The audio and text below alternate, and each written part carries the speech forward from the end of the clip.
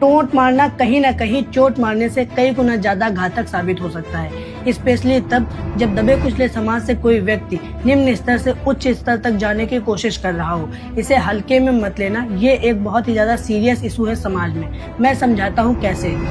अभी 13 मार्च को लखनऊ के संविधान सम्मेलन में राहुल गांधी ने कहा, आप अपोलो अस्पताल जाकर वहां के डॉक्टर्स के नाम पढ़िए, वहां आपको एक भी दलित पिछड़े आदिवासी वर्ग से आए डॉक्टर्स के नाम नहीं मिलेंगे। मैं कहता हूं कैसे मिलेंगे वहां डॉक्टर्स, जब रेस ही पैरों में बेड़ियां डालकर हो रही है। अब इसे मेरिट बनाम आरक्षण की दिशा में मत ले जाना।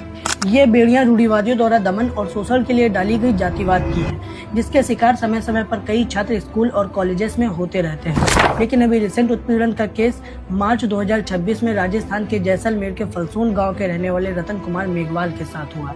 रतन कुमार मेघवाल एंट्रेंस एग्जाम के साथ एम्स राजकोट के MBBS के छात्र थे। SC कैटेगरी के होने के कारण कुछ तथाकथित उच्च वर्गीय क्लासमेट उनके साथ लड़ाई झगड़े के साथ भद्दे और जाति सूचक शब्दों का उपयोग करते थे, जिससे परेशान होकर उन्होंने पहले 28 जनवरी को आत्महत्या करने का प्रयास किया था। उसमें उन्होंने सुसाइड नोट लिखकर हॉस्टल में छोड़ा था। उस समय तो पुलिस ने उन्हें बचा लिया था और उसके बाद वो अपने घर जैसलमेर वापस चले गए थे। लेकिन 13 मार्च को वो वापस राजकोट लौटे और अगले ही दिन उनकी मृत्यु हो गई। उनका शव 14 मार्च की सुबह राजकोट के नजदीकी रेलवे ट्रैक पर मिला। पुलिस के अनुसार उनके पास एक लैपटॉप, एक मोबाइल फोन, कुछ मेडिकल दस्तावेज और एक 17 पन्नों का कथित सुसाइड नोट मिला, जिसमें उनके सहपाठियों पर शारीरिक और मानसिक उत्पीड़न के आरोप दर्ज थे। वैसे ये तो अभी एक जाँच का विषय है।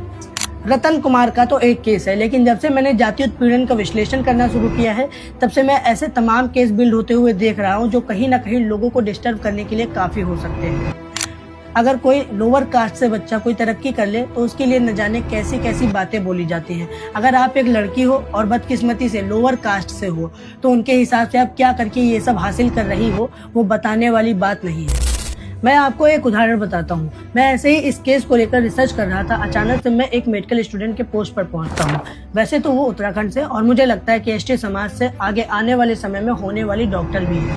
उन्होंने अपने कॉलेज की एक ऐसी ही फोटो क्लिक करके अपलोड करी थी।